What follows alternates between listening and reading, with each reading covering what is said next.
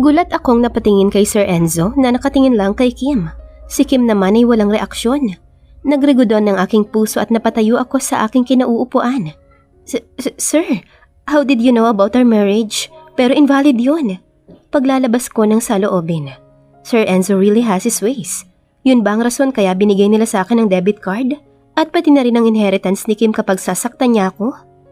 Miss Wendy lets out sa sigh. Napatingin kami sa kanya. It's not, Iha. A week after you got married, my husband finalized your documents, making your marriage valid. Mas lalong nanlaki ang aking mga mata. What the? Dad? Language, Kim. Mariing singhal ni Miss Wendy kay Kim. Kita kong napalunok si Kim nang marinig ang boses ni Miss Wendy. Pero ano raw? Valid yung kasal namin? Shucks. Sir, you can't just process our papers without our permission. Hindi maaari to. Ako, kasal na. At kay Kim pa. Tumaas ang sulok ng labi ni Sir Enzo nang marinig ang aking sinabi. I can, Iha. Your signatures alone already signify your permission. I gasp. Pero bakit niya ito ginagawa? Invalid naman sana yung papers namin. But why did Sir Enzo legalize it? Para namang pareho kami ng iniisip ni Kim. Dahil tumingin siya kay Sir Enzo at nagtanong, Why are you doing this, Dad? You know I'm still not ready to tie the knot. You took advantage of the situation. Umigting ang panga ni Kim. Pumalatak naman si Sir Enzo at tumingin sa akin. Napalunok ako. What? Is it about me? Simple. Gusto kong magtinuka when you and Sofia finally meet. And I want Sofia to be a part of our family. Saad nito habang nakatingin pa rin sa akin. Kita kong binalingan ako saglit ni Kim ng tingin. Kinurot ang aking puso nang makita ang emosyon na nakaukit sa kanyang mga mata. Hatred. Dahan-dahan kong pinakawala ng aking hininga. What? He hates me? Kasalanan ko bang malalaman ni Sir Enzo? And Kim agreed na magpakasal sa akin. Take care of Sofia, Kim. Kapag nalaman naming sinasaktan mo siya at ng babae ka, we will transfer your inheritance to her. Nanlaki ang mga mata ni Kim nang marinig ang sinabi ng kanyang ama. Dad, that's too much. Hindi pa ba sapat na ginawa niyong valid ang kasal-kasalan namin? Pati ba naman to? Tumaas ng ilang decibel ang boses ni Kim at bakas ang galit doon. Hindi ko mapigilan na hindi matakot nang marinig ang boses niya. Baka ano na naman ang isipin ni Kim sa akin. Don't raise your voice at me, Kim. No buts. Iyan ang pinag-usapan natin. Let's go, Han. Aya nito kay Miss Wendy. Marahan munang tinapik ni Miss Wendy ang aking balikat bago sumama kay Sir Enzo palabas. Para lang akong nakatitig sa pinto na pinaglabasan nila. Can someone please tell me that I'm just dreaming? Ano bang nangyayari? Ba't nagkaganito? Napatalon ako nang may mahigpit na humawak sa aking braso. Napangiwi ako. Ang sakit. Hindi ko na malayang nakalapit na pala siya sa akin. Sinalubong ko ang mga nanilisik na mga mata ni Kim. Sobrang higpit ng pagkakakapit niya sa braso ko at alam kong magkakapasayon. Ramdam ko ang kanyang galit base sa kanyang pagkakahawak. Biglang umusbong ang takot sa aking dibdib nang makita ang galit sa kanyang mga mata. Sasaktan ba niya ako? Yo! Mariing wika niya. Ramdam ko ang panginginig ng kanyang kamao na nakahawak ng mahigpit sa aking braso. Nanginig ang aking katawan sa takot at mas lalong bumilis ang tibok ng puso ko dahil sa kabang nararamdaman. Kim! I was about to say something pero pinisil niyang magkabilang pisngi ko gamit ang isang kamay niya. Mas lalo akong nanginig. Natatakot ako kay Kim. Alam kong kaya niya akong saktan physically. Gusto kong maiyak sa sakit na nararamdaman ko sa magkabila kong pisngi. Wala naman akong kinalaman dito. Bakit niya to ginagawa sa akin? Shut up! You coincided with my father? Maybe you planned that fake marriage at all. Pretending to be a jilted bride just to lure me. What? You want to get your hands on wealth? You gold-digging hoe? Naiyak na ako ng tuluyan sa kanyang sinabi. Umiling-iling ako. Tinusok ang puso ko sa kanyang mga salita. Biktima lang din ako. Hindi lang siyang nadadamay dito, pati na rin ako. Sana naman naisip niya yun. Pabalya niya akong binitawan. Muntik na akong mapasubsob sa mesa ko kung hindi lang ako nakabalanse. Sinapo ko ang aking nasasaktang pisngi. Why did he jump to conclusions? Umusbong ang inis sa aking puso. Wala akong alam dito. Biktima lang din ako. Singhal ko. Patuloy sa pagtulo ang aking mga luha. Parang mas lalo siyang nagalit nang marinig ang aking sinabi. Napaatras ako. Ramdam ko ang panlalamig ng aking mga palad dahil sa kaba. Masakit pa rin ang aking pisngi at braso dahil sa ginawa niyang pagpisil. Mas lalo akong napaiyak. Sana hindi na lang siyang pumalit kay Sir Enzo. Playing to be a victim, ha? If I know, gusto mong mapalapit sa pamilya ko. Alam kong pera lang ang habol mo sa amin. Ni piso, wala kang mananakaw sa amin. Understand? Mariing ani niya. Bakit ganyan ang tingin niya sa akin? Bakit ko ito nararanasan? Wala akong nagawa kundi ang tumango. He coldly looked at me. Disgust and hatred can be seen in his eyes. Good. Now, prepare yourself. I'll make your life a living hell. Saad niya bago ako tinalikuran at walang lingong lumabas. Nasapo ko ang aking dibdib at pabagsak akong naupo sa sahig. Saka ko lang naramdaman ang panginginig ng aking mga tuhod at ang panghihina ng mga ito.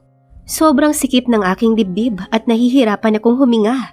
Hindi ko inakalang mararanasan ko ang ganitong uri ng insulto. Muli kong naalala ang mga binitawan niyang salita bago siya tuluyang lumabas. He said he will make my life a living hell. I want to tell these things to Sir Enzo and Miss Wendy so bad, pero parang pinamukha ko lang sa kanya na totoo ang kanyang mga sinabi.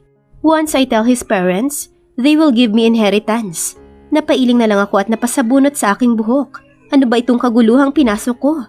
I just want to work pero bakit nagkaganito? Anyari sa mga mata mo, Sophie? Hindi naman yan ganyan kanina? Tanong ni Isha sa akin. Kapwa sila nakatingin ni Van sa akin at binigyan ko lang sila ng kimi ng ngiti. I shook my head. Nothing. Naiyak lang ako sa sobrang stress. Ang dami kasing gagawin eh. Tas alam nyo na, dapat rush kami mamaya. May presentation pa kasi si Sir Kim. Pagpapalusot ko at kinain ang aking pagkain. Lunch break ngayon at hanggang ngayon ay hindi pa rin bumabalik ang demonyo. Mabuti naman. Sana wag na siyang bumalik. We, baka naman pinaiyak ka ni Sir. Sa sarap. Nabulunan ako sa aking kinain. Tawang-tawa naman si Van. Sinamaan ko si Asha na ngayon ay mingiting aso. Sarap sa bunutan. Kung alam lang nila, yung second sentence lang ang totoo. Gaga ka? Natatawang ani ko at napailing. Bahala na sila kung ano ang iisipin nila. Nagpakawala ko ng malalim na buntong hininga nang makita ang oras. Malapit nang matapos ang lunch break, which only means one thing. Babalik na ako sa office at makikita ko na naman si Kim. Mariin akong napapikit at kaagad ding binuksan ang aking mga mata. Mukhang stress na stress ka talaga. Ano bang maitutulong namin? Ani Van at uminom ng kanyang iced tea. Sumang-ayon naman si Natasha. At tiningnan ako na tila naghihintay kung ano ang aking sasabihin. May kung anong init ang dumaan sa aking puso. I'm really lucky to have them as friends. Ngumiti lang ako sa kanila at umiling. Okay lang, ano ba kayo? Para namang hindi ako sanay rito, no? At saka alam ko namang busy rin kayo. Gawain ko to eh. Responsibilidad ko ito kaya laban lang. I smiled again. Laban lang, Sofia, ha? Basta ha, kapag sobrang dami na ng workloads mo, just tell us. Dadagdagan pa namin. Biro ni Asha. Pinakita ko sa kanyang aking kamao. Nga pala, may nahanap na kaming new secretary. Galing sumagot sa interview. Nasa mid-40s na yata at sa pagkakaalam ko, may pamilya na. Bukas siya magsa-start. Pagkukwento ni Van sa amin. Nakinig lang kami ni Natasha. Sana naman, exchange na lang kami ng place. Ako sa labas at ang secretary sa loob. Pwede naman siguro yun, di ba? And I think yun ang gagawin ni Kim. I think he hates to see me. And so do I. Marami pa kaming napag-usapan at dahil doon, nakalimutan ko saglit ang pangyayari kanina. Nang matapos ang break, saka ko lang naalala ang mga pangyayari. Muling umusbong ang takot sa aking puso sa isipang, nandun na si Kim sa opisina. Baka ano na naman ang magawa niya sa akin. But this time, lalaban ako. Hindi pwedeng aapihin niya lang ako at magpapaapi naman ako. I let out a sign and went towards the elevator. Pinindot ko ang floor kung saan ang opisina. May mga kasama ako at kapwa sila nakatingin sa kanilang cellphone. Tiningnan ko ang aking refleksyon sa salamin. Kung wala lang akong lip tint, alam kong mahahalatang pamumutla ko. Bumalik ang panlalamig ng aking mga palad at parang gusto kong tumakbo palabas ng kumpanya. Tumahay pang aking dibdib. Hindi ko alam na darating ang araw na matatakot akong pumasok sa trabaho. But I need to master courage. Kailangan kong isipin ang pamilya ko. Isa-isa nang nagsilabasan ng aking mga katrabaho hanggang sa ako na lang ang natira. When I reached the top floor, nagdadalawang isip ako kung lalabas ba ako o babalik na lang sa baba at babalik sa probinsya. Hinding-hindi na talaga ako babalik pa dito. Pero kung ganun man, parang binigyan ko na rin ng ideya sina Sir Enzo at Miss Wendy na sinasaktan nga ako ni Kim kaya ako lumayas. Sa huli, lumabas ako sa elevator at pumasok sa opisina. Palakas ng palakas ang kabog ng aking dibdib, pero hindi ako aatras. Muli akong nagpakawala ng buntong hininga at pumasok sa loob. Wala pa si Kim, na ikinahinga ko ng maluwag. Mabuti naman. Maglalakad na sana ako papunta sa aking mesa, nang padabog na bumukas ang pinto, na ikinatulon ko dahil sa gulat. Nanlaki ang aking mga mata at sinalubong ang tingin ni Kim. Walang emosyon na nakaukit doon. Hinawakan niya ang aking blazer at saka ko hinila palabas ng ospital. Mas lalong tumahip ang aking dibdib. Ano ang binabalak niyang gawin? Saan niya ako dadalhin? Kim, saan? Let's buy our wedding rings. Dad already told the investors. Ayokong may masabi sila tungkol sa akin. Aniya habang hila-hila pa rin ako. Hindi ko mapigilan na hindi mapasinghap. Bakit ito ginagawa ni Sir Enzo sa amin? Napakagat ako sa ibabang labi habang tinitingnan si Kim na pabara-barang tinuturo ang mga singsing dito sa jewelry store. I let out a sigh and shook my head. Ano? May balak ba siyang bilhin lahat ng singsing dito? Nagdalawang isip ako kung sasabihan ko ba siya o hindi, pero baka bulyawan lang ako. Napanguso ako at hinawakan ng aking balikat na pinisil niya kanina. Napangiwi ako nang makaramdam ng sakit. Nai-imagine ko ang itsura nito. Panigurado, kulay purple na ito. Di na madadala ng cold compress. Hey woman, try to fit this. Nagangat ako ng tingin nung tinawag ako ni Kim. His cold eyes turned on me. Ang babaeng staff naman na kaharap niya ay parang timang na nakatitig sa kanya. Well, I couldn't blame him.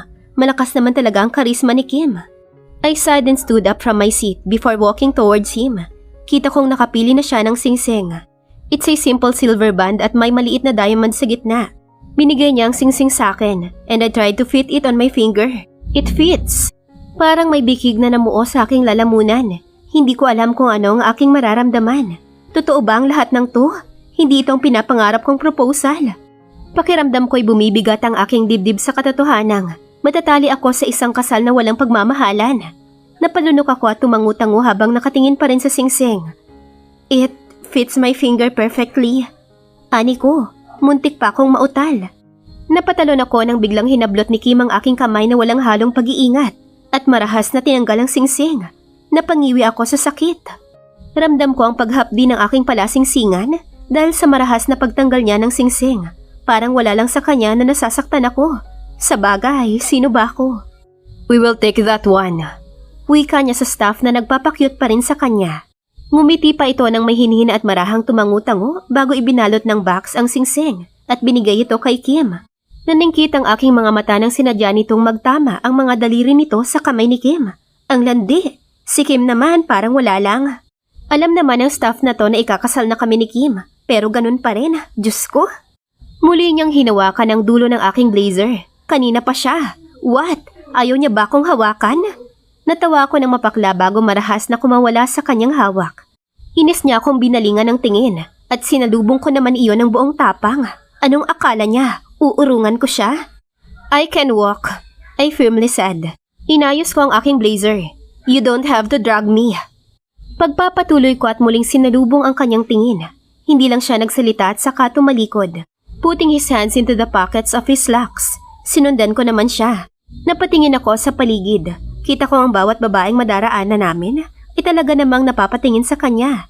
Nakakahatak naman talaga ng atensyon ng kapugian niya at ang build ng kanyang katawan, I admit. But once they get to know Kim's attitude, ewan ko na lang. Nauna siyang pumasok sa sasakyan at sumunod naman ako. Kinabit ko ang aking seatbelt. Tiningnan ko siya sa gilid ng aking mga mata. Nakatingin lang siya sa akin na tila ba hinihintay akong matapos. I looked at him and gave him a skeptical look. Itinapon niya naman sa akin ang plastic na may lamang wedding ring. Ilagay mo sa dashboard. Malamig na saan niya nang hindi ako tinitingnan bago pinaandar ang sasakyan. Sinunod ko na lang ang kanyang sinabi at hindi na nagsalita pa. Baka ano na naman ang masabi niya. Mahirap na. Ayokong makipagtalo. Walang nagsalita sa pagitan namin. Pero kahit ganun, ramdam ko na sobrang problemado niya. Muntik na akong mapairap. Ano bang akala niya? Siya lang ang namomroblema dito.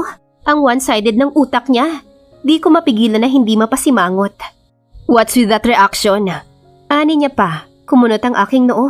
Tinitingnan niya ba ako? You should be happy. Konting-konti na lang magtatagumpay ka na sa plano mong kunin ang kayamanan natin. But I won't let you do that.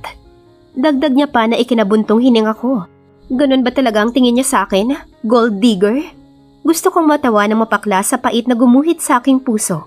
Pinalaki akong marangal ng aking mga magulang. Hinding-hindi ko yan magagawa. Binalingan ko siya ng tingin. Isipin mo kung anong gusto mong isipin, Kim. Pero isa lang ang sasabihin ko. Wala akong alam dito. Mahinahong saad ko. Wala na akong pakialam sa kung ano man ang tingin niya sa akin. I don't have to explain myself to him. Sino ba siya? And as if naman makikinig siya. Tumawa lang siya ng mapakla nang marinig ang aking sinabi. Oh, stop. I know you planned this, woman. Now I have to be married to you. For real. Are you happy now? Bumangon ng inis sa aking kaloob-looban. Inikutan ko siya ng mga mata. Mukha ba akong happy? Bahala ka riyan. Itigil mo na nga tong sasakyan. Nakakainis ka. At ang loko, itinigil nga ang sasakyan. Bakit ko ba kasi nasabi yun? Humigpit ang hawak ko sa seatbelt. Lalo na nang maalala ko na hindi ko dala ang aking bag. Dahil basta niya na lang ako hinila kanina. You told me to stop the car. What now? Won't you get out? Inis na saad niya. Napalunok ako at tiningnan siya sa gilid ng aking mga mata. Anong sasabihin ko? I'll look at him. Sinabi ko lang naman na itigil mo. Hindi ko sinabing lalabas ako. I gently said. Nakahinga ako ng maluwag. Tama lang naman na. Napalunok ako at bumangon ng kaba sa aking puso. Nakatitig pa rin sa akin ang kanyang mga mata na mas lalong nagpapakaba sa akin. Gusto kong mag-usap tayo tungkol dito. Saad ko nang mapansin ang pananahimik niya. Kita ko ang pagtaas ng kanyang kilay at ang kanyang pag-iling. I won't let you fool me, woman. Hindi ko alam kung paano mo naloko ang mga magulang ko at napapayag mo silang i-transfer sa iyo ang mana ko kapag sinubukan kong magloko. But I won't let your words change my mind. Mariing saad niya bago ipinaharurot ang sasakyan. May kung anong bikig na namuo sa aking lalamunan dahil sa kanyang sinabi. Never in my life na sinabihan ako ng ganyan. He created fresh wounds in my heart. Mga sugat na alam kong matagal maghilom. Manluloko at gold digger? Ano pa? Ano pa kayang ibibintang niya sa akin? Hindi na lang ako nagsalita tumingin sa labas ng bintana. Pilit kong pinapakalmang nasasaktan kong puso. Wake up, woman. Huwag mong sabihin gusto mong buhatin kita. Nagmulat ako ng mga mata nang may tumapik sa aking pisngi. Bakit ba ako parating nakakatulog sa sasakyan? Pasimple kong pinahira ng gilid ng aking labi, nagbabaka sakaling may laway. Nakahinga ako ng maluwag nang wala naman. Umayos ako ng upo at tumingin sa labas ng bintana. Nandito na ulit kami sa harap ng kumpanya. Narinig ko ang pagsara ng pinto at ang likod ni Sir Kim na lang ang aking nadatnan. Mabilis ko siyang sinundan at kita kong nilak niya ang sasakyan. When we entered, kita kong nakangiti sa amin ng mga empleyado na ikinabahala ko. They're smiling at us. Kita kong kinikilig pa ang iba at mahinang pumapalakpak. Kumunot ang aking noo. Anong meron? Bakit ganito sila makaakto? Tiningnan ko si Sir Kim. Kita ko ang pagtagis ng kanyang bagang na para bang alam kung ano ang nangyayari at bakit ganito umakto ang mga empleyado. Kita ko pa sina Van at Isha sa isang gilid. Van made an okay sign at itinaas naman ni Isha ang kanyang index finger saka ipinasok sa butas ng okay sign ni Van. Nanlaki ang aking mga mata. They know? Lalapitan ko na sila nang hinila ako ni Sir Kim sa loob ng elevator. Kami lang dalawang nandito. Kumabog ang aking dibdib. Paano nila nalaman? Dad probably posted it on the community feed. Mariing saad ni Sir Kim. Muntik ko nang matampal ang aking noo. Ano na naman tong pinagagawa ni Sir Enzo? Nilingon ko siya. Maybe, pwede naman siguro nating kausapin si Sir Enzo na Miss Under. And what? Magmumukha akong masama sa mga mata ng investors? That would lead to the company's downfall. Kung hindi naman, baka dahil dyan, ililipat na ng tuluyan nila daddy ang mana ko. Mahabang litanya niya. He gritted his teeth.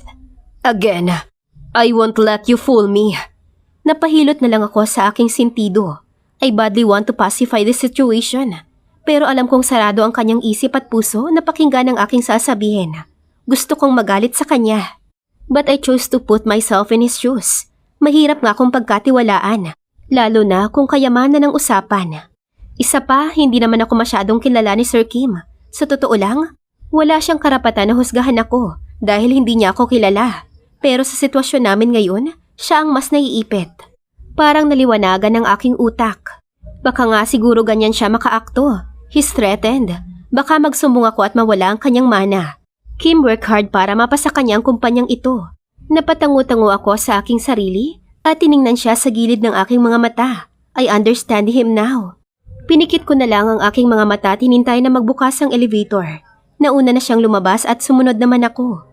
Pagkapasok ko, kita kong nakatalikod siya sa akin at nakapamulsa. Agad akong dumiretso sa aking upuan at uupo na sana ako nang bigla siyang nagsalita. Starting tomorrow, I don't want you to work anymore. Natigilan ako sa narinig at nanlaki ang aking mga mata. What the? Paano ang pamilya ko kung wala akong sweldo? But Kim, I need money. Sa akin umaasa ang pamilya ko. Hindi niya ako pwedeng tanggalan ng trabaho. Pati ba naman trabaho ipagkakait niya sa akin? Masisikmura kung pagbintangan mo ko ng kung ano-ano at tawagin ng mga pangalang wala namang katotohanan. Pero Kim, ang tanggalan ako ng trabaho? Hindi eh. This is too much. My voice cracked and my tears are threatening to fall. Bakit ganito? Rebis ko yata tong si Kim. Sumusobra na siya eh. My chest heaved up and down as I closed my eyes, only to open them again when I heard him laugh humorlessly. Why do you need money when I can provide for you? Napasabunot ako sa aking buhok. Ang sarap niyang tapunan ng kaldero at iuntog ang ulo niya sa pader. I breathed out a frustrated sigh. Kim, can't you understand? I don't want your money, okay? Gusto ko na perang pinaghirapan ko ang matatanggap ng pamilya ko. Hindi yung galing sa'yo. Huwag mo namang ipagkait sa akin yun. I said almost begging. Sana naman magbago ang isip niya. Matagal niya akong tinitigan bago nagsalita. Whatever you want. Alam ko naman na ang dahilan kung bakit ayaw mong umalis dito ay ang lalaki mo. Saad niya bago nagtungo sa banyo at pabagsak na sinara ang pinto. Kumunot ang aking noo. Despite of heavy breathing, confused still managed to cloud my mind. Nagkasalubong ang aking mga kilay habang inaalala ang kanyang sinabi. Lalaki? Sino naman ang lalaki ko? Prepare your things. Tomorrow we're going to move to our new house. I'll pick you up. Kim's words rang inside my head. Hindi ito mawala-wala at paulit-ulit na gumagapang patungo sa kasulok-sulukan ng aking utak. We're going to live together. Napapikit ako ng mariin. Hello ate, nandyan ka pa? Napakurap ako nang marinig ang boses ng aking kapatid na si Chin. Oo nga pala. I called them a while ago para kamustahin. Hello Chin, nandito pa si ate. Baka next month ako makakauwi riyan. Sobrang busy sa trabaho eh. Natanggap niyo ba ang pinadala kong pera? Sumandal ako sa couch at muling dumako ang aking tingin sa aking malaking itim na maleta. May malaking bag na nakapatong dito. Oo ate, thank you.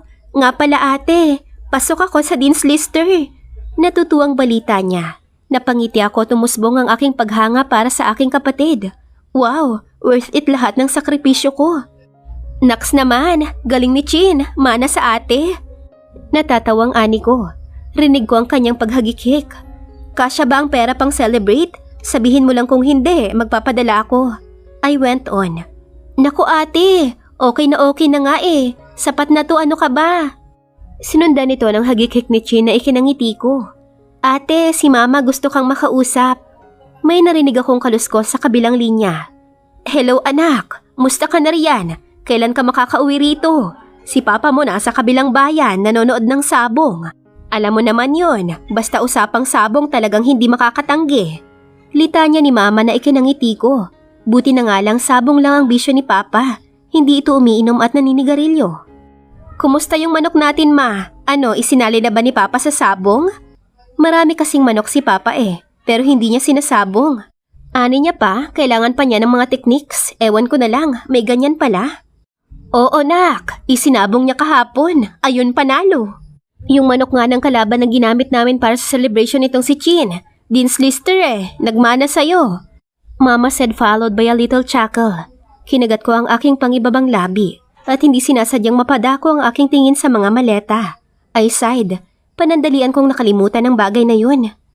Ma, I called my mother's attention. Hindi siya nagsalita. Mukhang ramdam niya ang pagiging seryoso ko. I closed my eyes. Diba ikinasal ako 2 months ago? Alam nilang ikinasal ako pero hindi nila kilala ang lalaki. Napag-usapan kasi namin ni Alexander na roon ko lang siya ipapakilala pagkatapos ng honeymoon namin. Honeymoon, OMG? Oo nak, sorry hindi kami nakadalo. Malakas kasi ang bagyo rito sa probinsya. Ang sabi ni Liza at Maria, pogi raw yung napangasawa mo. Pakilala mo naman sa amin pag nakauwi ka na, ha? Humagikik si mama. Napangiti ako ng mapait, kung alam lang nila. Buti nga't hindi sila nakadalo at si Tita Maria ang naghatid sa akin patungong altar. Tita Maria doesn't know a ton about Alexander and I. Tanging si Liza lang. Pogi nga ma, pero masama naman ang ugali. Gusto ko sanang idagdag pero wag na lang. I let out as Sayan went on. Baka next month pa kami makapunta riyan. Busy lang po talaga sa trabaho eh. Napahilot ako sa aking sintido. Totoo naman na busy eh. But I can surely go back to the province if I want to. Sa ngayon ayaw ko pa kasi. Baka ano pang sabihin ni Kim. Huwag masyadong sub-sub sa trabaho na ka. Nakakamatay ang stress. Wika pa ni Mama na may halong pagbabanta. Napangiti ako at tumango kahit hindi naman niya ako nakikita. Opo, kayo rin dyan ma ha. Ingat kayo parate. Kapag may problema kayo, tawagan niyo lang ako kaagad, okay? Love you. Mas lalo akong nakaramdam ng pangungulila. Miss ko na ang pamilya ko. Love you, nak. Ingat ka riyan parati, ha? Dalhin mo yung pogi mong asawa next month. Humagihik pa siya. Natawa na lang ako bago tuluyang nagpaalam.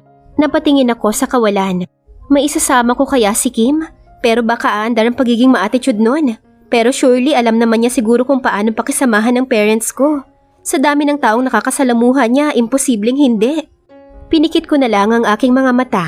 I'm trying to relax but my mind just can't. Hanggang sa aking pagtulog, laman pa rin ang aking isip kung ano ang pwedeng maganap bukas. He said he's going to pick me up. Hindi ko alam kung anong oras. I sighed. Tomorrow, my life is going to change. Big time.